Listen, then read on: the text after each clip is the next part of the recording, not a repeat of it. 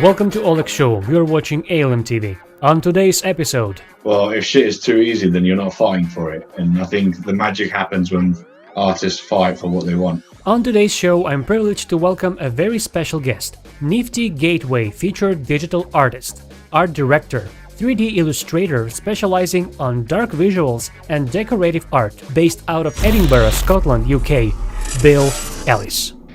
Born in Greece, he grew up on the soil of 1,000-year-old ancient civilization surrounded by classical pagan, Hellenistic, Orthodox Christian and contemporary graffiti street art, which later would lay the foundation of his unique personal style through the blend of the three. After moving to the UK, while studying multimedia and production, digital art and technology at Plymouth University, he got introduced to the world of new media, 3D digital art, and started learning Blender and Cinema 4D, searching for his personal style, yet undervalued by the conventional physical art galleries and dealerships, underpaid by the ad agency world. He focused on his own work and created 50 Skulls project inspired by ancient history and cultures, which would pave the way to his international fame and formation of Bill Elis, the digital artist we know today. He has collaborated with many brands including Formula One, Red Bull, Nike, Coca-Cola, Apple, Xbox, PlayStation, Netflix, McLaren, Cannes Lions, Lionsgate, just to name a few. His artworks are commissioned by legendary gaming franchises like Diablo, Mortal Kombat, Hollywood film productions like John Wick, music industry legends Ozzy Osbourne, Apashe, Warner and Sony Music, and many others. His personal NFT collections, Brides of Lucifer, Relics of Mortal Past, and In Memoriam are the quintessence of his personal style, bold contrasts and colors, complex machinery, and macabre with a hyperreal and futuristic quality. Today he is a world-renowned 3D illustrator and digital artist whose works command respect to digital art as an independent art form. He creates book covers for best-selling authors. His name appears in the credits of Hollywood productions. His artworks sell for hundreds of thousands of dollars on popular NFT digital art platforms like Nifty Gateways and others. Bill Elis, welcome to the show. It's an honor to have you. Hello, thank you. Nice to be here. I was excited to have you on this podcast ever since I first discovered your artworks. And, growing up as a kid, I would read a lot of myths of ancient Greece. And as soon as I saw your works, I had this instant connection and I fell in love with you as an artist, mainly through your second NFT collection, The Relics of the Mortal Past. And after listening to your interviews and hearing you speaking and sharing your story, I fell in love with you as a digital director, art director, creative, and just a human being. And so today I would really like to dive into aspects of your creative journey, artistic journey, but also tackle some entrepreneurial questions and also art-related things. Because I think that your example, your blueprint in digital art space is very inspiring. And I'm pretty sure that many, many young artists out there can learn a lot from you. Cheers. So my first question is basically, it connects to your NFT collection, The Relics of the Mortal Past, my first impression of Bill Elis. How do you think how much you growing up in Greece affected your style, your interests, and how much did that inspire you for your creations? Yeah, I mean, it's funny growing up in Greece because I was always mixed because my mom's English and my dad's Greek, and now I'm finding the Scottish side of my heritage because my mom's dad was Scottish, so now I live in Scotland and I'm researching that. But growing up in Greece is statues are everywhere, religion is everywhere, history is everywhere. At school, everything you get taught is the history of ancient Greece.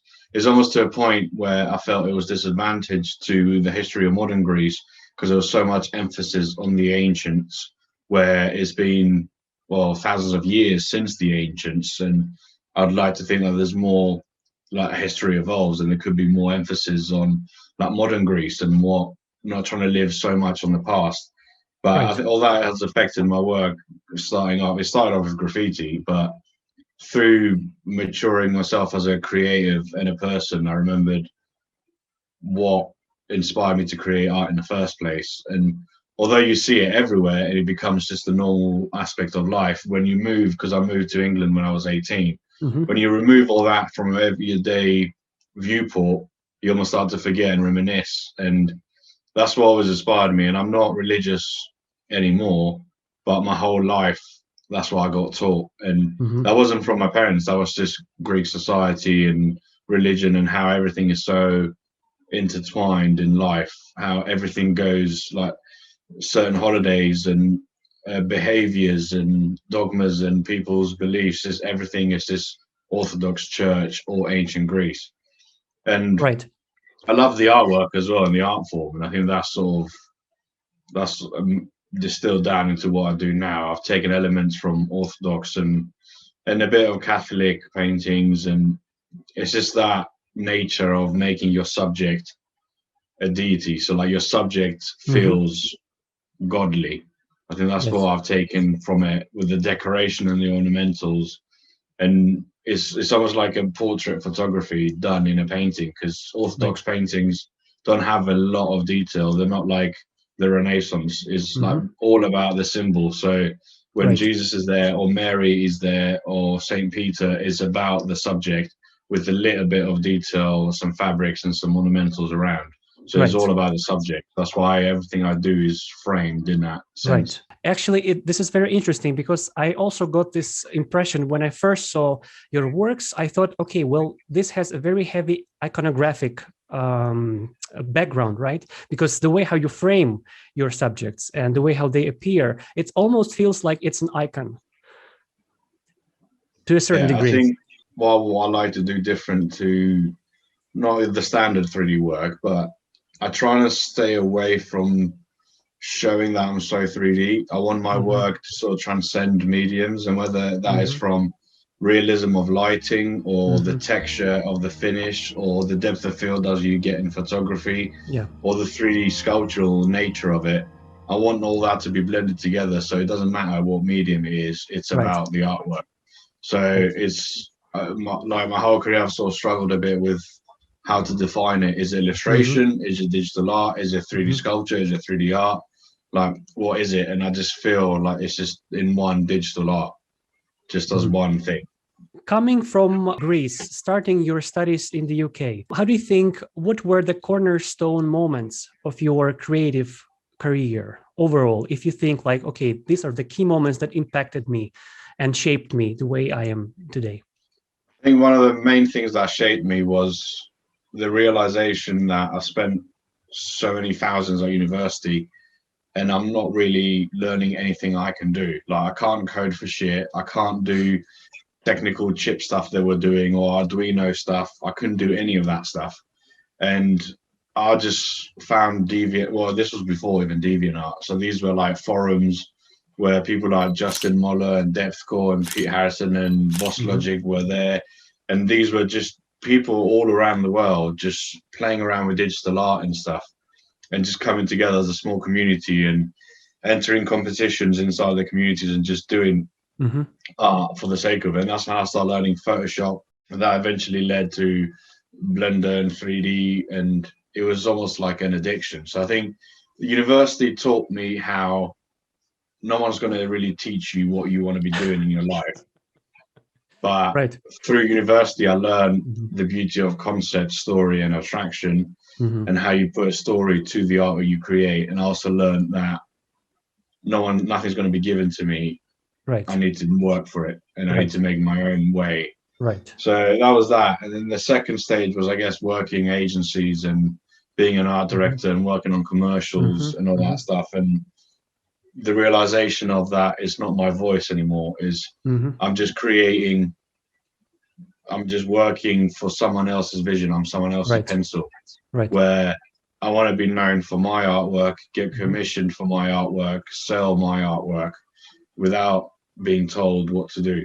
It's like no one goes to a painter, or it's like the commission side is like blurring the lines of design and art, because design solves a problem, but art raises a question. So I think that was the key realizations in over 10 years now, And the other thing is that shit takes time. Like, I've been doing this for over 10 years now. Right. And it really takes time. Nothing happens overnight. Transition between working for somebody else and then working for yourself. How do you think what was the major insight that helped you make that transition? Well, I was always working for myself on the side without people knowing. I was always doing the artwork that I liked. So like social media at the time, that's what's absurd. We were creating artwork just for social media. Like no one was buying stuff. Right. But we were creating artwork, same as Beeple and so many other artists like Fuck Render. That's how we all started around the same time. Right. And Boss Logic was the same. We're just creating artwork because we loved it. Right. And trying to juggle that with a daytime job. But I think the key thing that I learned was make some connections, because like going cold turkey, I handed in my notice, and technically I went cold turkey that I just quit after a month, but I had connections before and I had some money saved up. And the other thing as well is like, if life is too comfortable, you don't evolve. Right. Like if shit is too easy, there's no need for a challenge to trying to find yourself and what to do. And this is not about the starving artist narrative. It's about, well, if shit is too easy, then you're not fighting for it. And I think the magic happens when artists fight for what they want. The diamond is born under the pressure, basically. Yeah. Right. Would you say that working in the ad agencies helped you also with network? Or would you say that your first larger clients came from your independent work? For example, working with Red Bull and Formula One. Yeah. Did that come from ad agency world or from your personal work? That came from DeviantArt, I think, but this was a long time ago. And that's one of the first times I fucked up. I failed. As in, the artwork was fine and everything was approved and great, but I didn't know the nature of business and how you don't go and spend all your money, because I thought that this is it now. We're set for life. Every week, every month, it's going to be around the clients, and didn't get shit for 8 months. So, and then I haven't got money to pay my tax bills, and then I've got tax people hounding me, and then I just can't afford it. And then I got an agency job, so all my money had to go into relocating. So then I had this crazy debt with the tax people. So I think that's one thing you learn. And the other thing, what I learned a lot from agencies after this whole debacle, that we sorted the taxes out and all that stuff. Yeah. But again, through the struggle, we learn. Like owing money is one of the worst things. But with agency life, I think my clients came not because of my agency connections. They came to me because of the style I was creating and what I was building over the years. Yeah, the audience helps because that means more people see you. And my agent is amazing, Nerd Productions. They're very helpful. But 90%, 99% of the time, all the clients, I'll get the email directly and then I will send it to my agent to liaise and stuff. So I guess that's a comfort and luxury that I have now. Because my work has been published all over the internet and stuff. But yeah, I think what I learned the best out of agencies though was finances, controlling clients, and the nature of the business. So, and the thought, because when agencies make a lot of money, and the staff of agencies never really find out. So when you're only getting a salary, and then you're doing 90% of the work, but then the creative director is taking 95% of the commission. Something's not fair there. So that's insane. And you learn how to liaise with clients and how to negotiate budgets and how to be true to your worth. So if a client comes when the budget is not enough for the work they want, or what you're creating you need to be in a position to just say no and fight for what you think is worth. Do you remember how big was your following at the time when you landed your first big project? Or were you actively working on your Instagram or portfolio? Like what channel was the client coming from? All of them. That's the thing, is I've done everything. I've done Facebook, DeviantArt, Instagram, Twitter, Dribble, Behance, everything possible. I was doing it. And I think one of the clever things and also lucky things I did was, when a new platform was coming out, I was on it. So like when Pinterest came out, I was on Pinterest, and now I've got over 2 million views a month.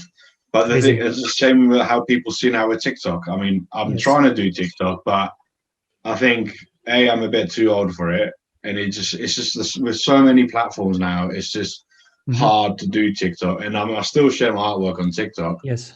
But I just don't have the time to do all the extra stuff, which is like me as a person. Right. Because then we've got all the other accounts to handle, and I've got a system as well helping out in our Discords and stuff. But I think work came from everywhere, but most of it now comes from the website. Because I've got this rule: if you DM me, it's not professional. Right. I don't care how big someone is. If they DM, just like, yo, bro, I want this artwork for a cover. It's not professional at all. But like, people need to take the time to email and see the work, and not just a quick DM. Right. So you prefer doing business over the email? Yeah, because I think there's a nature of a record there. It's just more professional because there's no pressure. And there's a lot of things that happen with price negotiations and feedback, and because everything goes through an agent. Right. Well, if it's on a DM and then you get feedback and you've seen it, and then your client thinks, "Why are you ignoring me?" Right, and you have 100 other things happening at the same time. Basically. I just don't think DMs are a professional way of doing client work. Right. Speaking of your projects, right? Your commission projects, John Wick, Diablo franchise, Mortal Kombat, or working with Ozzy Osbourne. If you think of these huge, big projects that you've done over the course of last years, which one stands out most to you, and what do you think was the most insightful project for you in terms of learning and growing as a creative?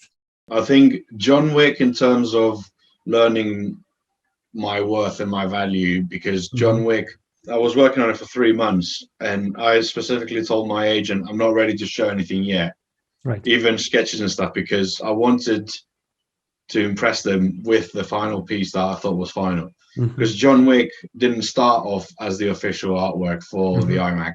It started off as 5 artists around the world do their interpretation. But I took it on myself. I wanted my artwork to become a poster. I wanted it to become the official artwork. So then I just went and worked my ass off, and then I showed it to my agent, and I'm like, now we can show it.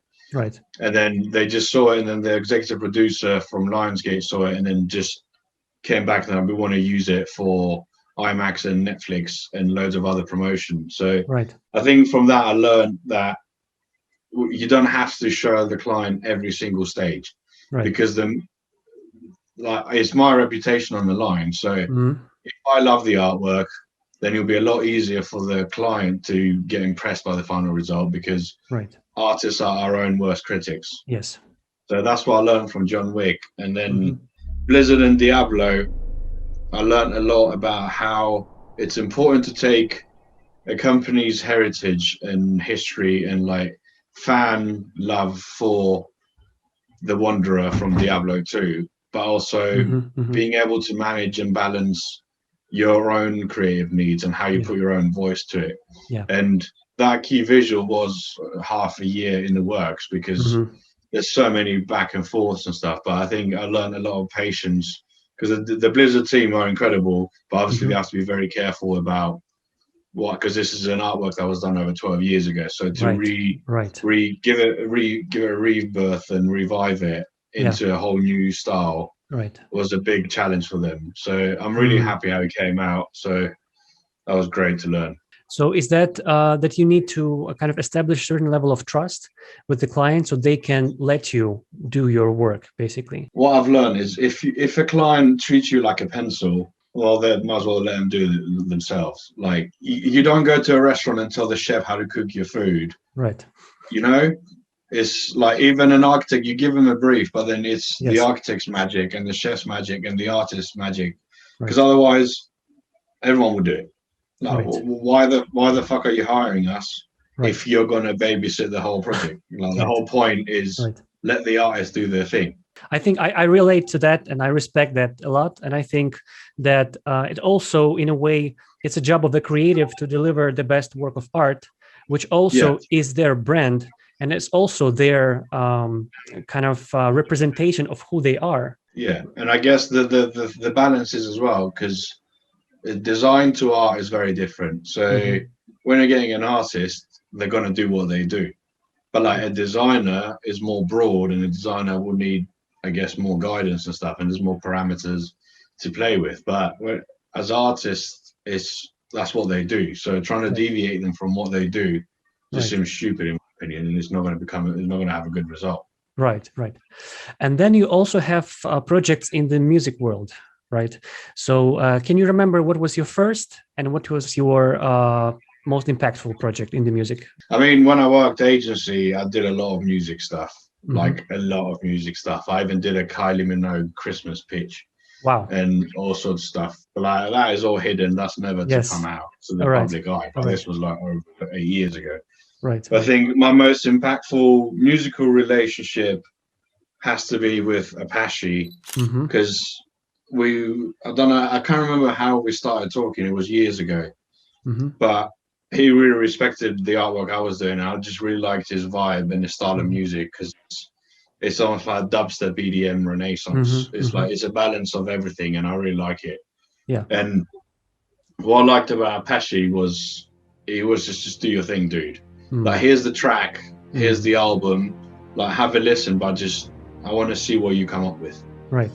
And then that's how we've worked throughout the years. And like every time there's a new album, like I'll be doing the artwork, and it just comes to me, brings me the album, I have a listen, and then I go around, play off for like a month and a bit, and then show him ideas. And then that's it. Like the most feedback I've ever had was maybe change the color of this material a bit, or maybe we go a bit more dark stone. So it's a very respectful collaboration every time we work together. And like Ozzy was amazing. Yeah. And I've got it signed in the other studio and framed. And that was a big moment, because I saw the artwork at Download Music Festival while Ozzy was getting ready to come on stage. All right. So it was at the festival. It was displayed at the festival. Yeah, it was for a magazine, but it was also used at the Download Festival. Do you remember which year was it? Ozzy comes out with it. Say again? Which year was it? Do you remember? 2018, I think. Yes. Awesome. Yeah, because it didn't happen last year because of COVID. This year they're doing the pilot. Yeah, I think 2018. Yeah, and he comes out this giant cross on stage, and it was with crazy wings behind this cross. It was wicked. So yeah, I think those two projects. That's amazing. And basically all this happened thanks to your internal monologue, maybe, or your dialogue with yourself, thinking that you need to get started seriously with your own thing, right? And so the first project that kind of introduced you to the world was the 50 Skull project. Yeah, as Bill Elis, as I'm known now. Yes. Do you remember how you came with the concept of this project? The original, I mean, before that, there's work exists sporadically across platforms, similar with the mediums of decoration of death and stuff, because there was pieces before that, but those were a bit sparse, and I hadn't connected the dots yet. I mean, the first Skull project, it came to me by accident almost. It was the first few thoughts was just playing around. I was trying to create a material library in 3D. And I was just playing around, and instead of using your classic sphere, I decided to pick a skull. And then I liked what I was seeing, but I thought I could go so much further and give these tests a story. And then it almost became an addiction. I wanted to do 100 at first, but due to commitments of work in the daytime, I ended up with 50. But I wanted to immortalize patterns and motifs that inspired humanity throughout the years. That's why there's everything from like Catholic to Baroque to Aztec to 8-bit video game Pac-Man stuff and asteroids, like everything on it. And done as a complete collection. Like I hope one day to make 100, and I could revisit it, because that's how a lot of things started, because that eventually led to like Behance front page cover and feature to that, which led to art galleries contacting me to do print editions and silk screens. So that almost kicked off the thought that I could be doing this without having to work in the studio, that I can be doing what I want to be doing. So I think that's why I've got downstairs, I've got the first ever proof from that collection framed, and it's probably only one of them exists, and it's downstairs. Right. So basically, putting the best work of yours at that stage, giving the chance to the audience or to the market to accept it, right? Or to become the judge. I even think at the time I had no clue what the fuck I was doing. And it's the same with a lot of artists in the space now. Back then, we had no clue what we were doing, but we were doing it because we loved what we create. We just loved being creative with it. It's almost like it's not a secret club, but like, you know how people get obsessed with football, or how people get obsessed with MMA and skateboarding and all these things. We're the same with the art that we create in all these communities. And I think that hunger and constantly creating is what leads the journey. That's why I say shit takes time, and I don't have any golden rules. I know stuff now through experience, but then I didn't know like anything. So it's through, as career goes on and how your various stuff becomes successful, then you know what works and how to move on. But even now, like, NFT wasn't a thing last year. Yeah, exactly. But like my business as an artist, I was still creating artwork non-stop. Yes. Whether I had client stuff or for me, I was just non-stop. And NFTs come in, but I haven't stopped creating artwork. I'm still creating artwork every single day. Yes. Because that's just what I do. Right. And this is very interesting, because I think in your previous interviews, you mentioned this, that you have to learn how to diversify your income sources and how to be able to run even if some of those sources evaporate, right? Business ethic is you don't see investors investing everything in one IPO. Is you need to diversify. And as artists as well, is like, I'm really grateful for the NFT space, and I'm so honored that now digital art has a space to be sold in the medium that is meant to be sold in, without having to fake, or like not fake, but do derivatives or like clothing or all these things. Yes. Because there's no other means to sell the art. So now you can just sell the art as it's meant to be sold. But that doesn't mean that I'm not going to be doing prints, and I'm not going to be doing books and other elements of my art form, because not everyone is going to buy NFT, and not everyone's going to buy physicals. Like, it's because I came to this position that I'm in now through the support of the digital art space, but also through the support of traditional media collectors and fans. So it's almost my duty to keep doing it for the collectors that invested in me in all aspects of my growth as an artist, whether it's digital or physical. Yes. I think it needs to be a balanced relationship of all the mediums. So you would still make physical work, digital art, you would create NFTs, you would make book covers. Yeah. All the I've really slowed on client stuff because I've got the luxury that I can now, and I'm just focusing on what I do as an artist. So there's a few collaborations still happening, because I'm still working with Blizzard for some Diablo stuff, and there is something else coming in the NFT space which I can't share info yet. But besides that, I've now got the financial support through the NFT success to materialize artistic dreams that I had. Yes.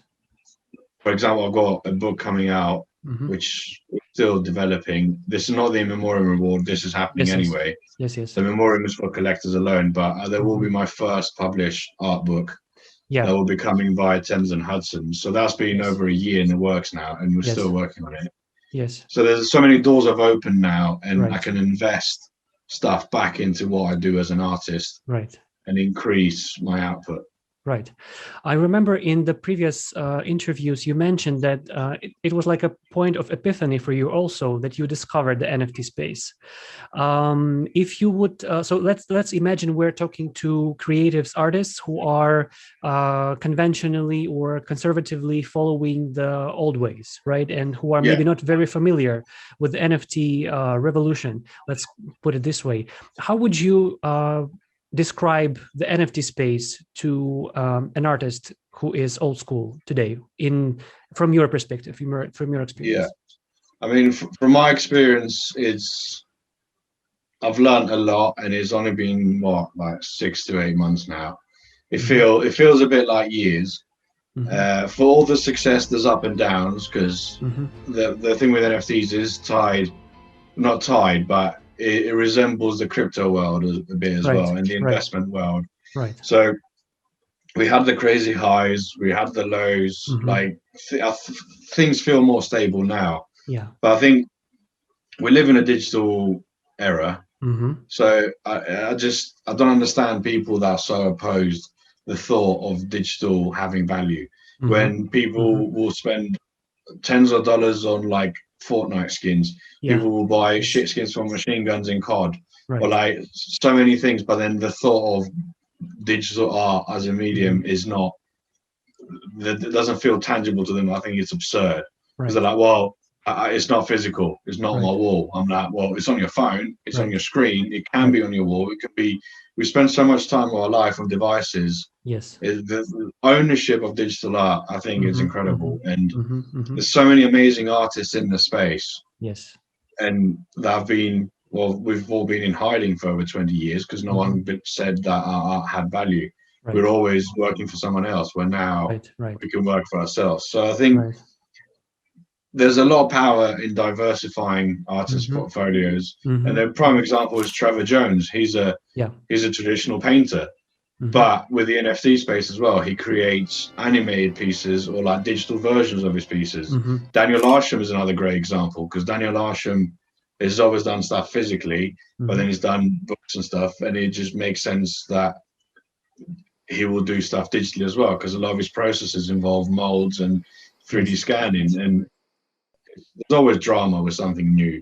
And as soon as money is tied in, but I think it's amazing for artists, because we're seeing so many people do different things. Like even Henry Carr, I believe he's called. He's a painter from the Netherlands, and he uses the NFT space as well. But he's a traditional painter. But then he will do videos of him burning paintings, or like putting paint on canvas and creating abstractions. So much content that can be done in the NFT space. Exactly. So if we try to boil down the idea of NFT, right, this non-fungible token, is basically we're talking about a digital form of the ownership certificate, right, that proves the ownership of you as an author. And also it sits on the blockchain, right, and it provides you an opportunity to track the history of your artwork on the marketplace. And the authenticity, and the transactions, and the fact that royalties can be given to all the artists at all points. It's something that hasn't been done before. That doesn't happen in the traditional art world, unless the artist is very, very big. And I just think it's been a long time coming, but I almost sort of lost hope before I was approached that I would always have to create derivatives, because the artwork wouldn't get accepted as it gets accepted now. Right. So for many digital artists, NFT space is like a blessing in disguise these days. It is a blessing in disguise, but it's also a curse. There's so many things to look out for. There's a lot of amazing collectors, there's a lot of amazing people in the space that are here because they believe in it, they believe in NFTs, they believe in the digital art world. There's a lot of speculators, there's a lot of flippers, there's a lot of people just coming in for the wrong reasons. And the same with everything is people, because we live in this society where digital social media is so fast, and this instant gratification is, and I know it might seem that I'm not hypocritical because I've had success in the NFT space. But this is now. I didn't start making art now. I've been doing it here for over 10 years now. So people need to have a bit of patience as well. And it's amazing, because you can put your artwork on Hen or Light Foundation or Maker's Place, I believe. And there's so many platforms that you don't have to be invited in. You can create your own community and space and monetize your artwork. But yeah, with everything, it takes time though. And not all art will sell. And if it hasn't sold, doesn't mean your art is bad or you're not a good creative. It just means the right collector hasn't found it yet, because we need to remember that it's a very new space. Would you agree that the interest towards the NFT space exploded after Beeple sold his everydays for 69 million? Because art is theatre and art is drama, and headlines do that. And but we're now having Sotheby's and Christie's supporting NFTs a lot wider and doing collections like Sotheby's just did, which had some big names like Mad Dog and Pack and Fuckrender, but also had other artists that I didn't know of, but they were part of the collection as a digitally native collection. So I think the eyes are opening up of the traditional art world to the power of NFT, whether they're opening up because they believe in NFT or they're opening up simply because they see money. Right. But at the end of the day, it still shows that there is interest in digital art now, a lot more than it used to be before. And away from all the headlines and all the crazy antics that happen, because they happen in the traditional art world with so many big artists, because that's what the art world is. Exactly. I think the substance of it is it trickles down to the fact that digital art has value, and people are starting to see that. You touched a little bit on your upcoming project, right? The book. I've joined your Discord channel, and I actually want to ask you also about the Discord. And I just was really impressed by the level of detail that you have so many threads, on all sorts of topics, and you are extremely productive and active on there, answering everybody's question, and that's like impressive. It's just I try my best, but I need to find some work and life balance a bit more. So I'll be slowing down a bit over the next 10 days because we're away. But I've got a good team behind me with Goku and Wad that help moderate. Goku is the real master designer behind it. I just gave ideas and I just did it very rough, and then Goku did the crazy botting and coding and everything. But I think it's as well as part of communities. I can't track every DM everywhere. So having a Discord where we can centralize the news a bit and we can create a community and share more information, I think helps. And but it is part of social media as well. It's got to be everywhere. Right. So basically getting closer to the community, right? And being more personable, talking to your fans. And actually this interview is happening because of the Discord. Because we connected on Discord. You touched on your project with the book that is coming. So again, from Discord, I know it's going to be around 300 pages. It's going to be quite huge. Minimum. Yeah.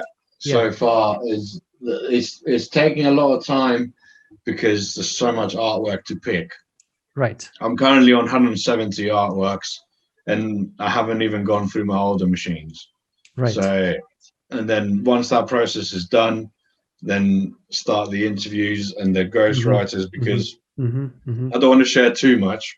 Right. But it's not purely an art book. There's a lot more information in there, and it's almost like a book about who I am as an artist and what I create, but also the history of the inspirations that have made me who I am today. Right. So there'll be historical notes in there and source material and all sorts of stuff. Wow. So in a way, it's like a Bill Elis testament to the art world and to manifestation of who he is as an artist. Well, I like that description. I hope people like it, but we're a little while away, but I think once I hear more, because they will have to go on a pre-order and stuff, but we're hoping that it will go to market early next year. So following Bill Elis on all socials and checking on this information for those who want to get I'm sure I'll be posting about it everywhere, so everyone will see it. What are the maybe 5 major personal characteristics that stand out to you that you can say characterize successful creative in this space? Or what personal qualities help people to really reach their fullest potential in the digital art world? I think the first one is hunger, as in, I know it's a cliche, but you kind of have to work your ass off. There's always the importance of life and personal life balance, but I'm not going to lie, I've worked ridiculous hours or years on this, and a lot of it takes time, and so I think that's very important. Patience, collaboration and connection, because I've collaborated with some amazing artists. I've spoken to amazing artists, and the sense of community that exists is very important. As I've learned as well the importance of not having enemies and trying not to cause drama, because a lot can be resulted in a private manner. Right. Is I know drama does headlines, but it doesn't help a lot. And it might seem fun for engagement now, but in the future, you don't know who's going to remember, and it might come back and bite you. Right. I think, I said about patience, and the thing as well is a lot of people fail, and it does happen, and it's upsetting, but it's just how a creative world is. It's got to keep going. Like I said it before, shit takes time. It's got to keep going. I'm successful now, but I've failed in the past many of times, and that's how you learn from failing. And I guess the final thing as well is see it a bit like business. Is I think artists as well we're so engrossed by our work that we always forget to see what other people might see and buy. I'm not saying change your style for other people, but think a little bit in the broader sense of what might appeal to a few more people on when you're creating your artwork and your mediums for monetization. Yeah. When you're fully creating artwork for the statement of yourself, do whatever the fuck you want. Right. But as well as I think Arsham's a very great example of how he balances his own vision and his art with the commercial side of art. Right. So staying true to yourself, but also making sure you have some market, not research, but just a little sense of the market and what is happening at each time. Right. Imagine, like, let's say a young artist today, right? What would be your recommendation for that person? Where should they start? Your artwork non-stop and just get it out there, and get your artwork out there because you love the artwork. Don't try to force the artwork out there purely from a financial state. It's a balance of the two. Is like, that's why everything I make, not everything I make is for sale. It's a fine balance of what makes you happy, because if everything you balance your success by is profit from your artwork and things don't sell, then it's going to be soul crushing. Right. So learn the balance of what to sell and what to create to please yourself and keep your mind healthy. At the end of the show, I give a chance to the guest to ask the question of the show. If you can imagine all the artists in Europe, in North Europe, in Central Europe, in the USA, young artists, coming up artists, what would you like to ask them? Where do you see your artwork in this space? Well, like, what is your message and why you should stand out? Love it. We're looking forward to see all the replies in the comment section under this video. Bill, it's a huge honor and pleasure talking to you. Thank you for your time, and I'm wishing you best of luck with your projects, current and upcoming ones. Can't wait to hear more about the book when it's coming, and inspiration for all the undertakings that are in front of you. Thank you very much. You too, and thank you for this interview. It's been loads of fun. That's it for today's episode. Thank you for watching. If you got any value from this episode, make sure to smash that like button and subscribe to the channel. I'm Alex for the ALM Studios. Till next time, stay strong and don't forget to keep it rock and roll.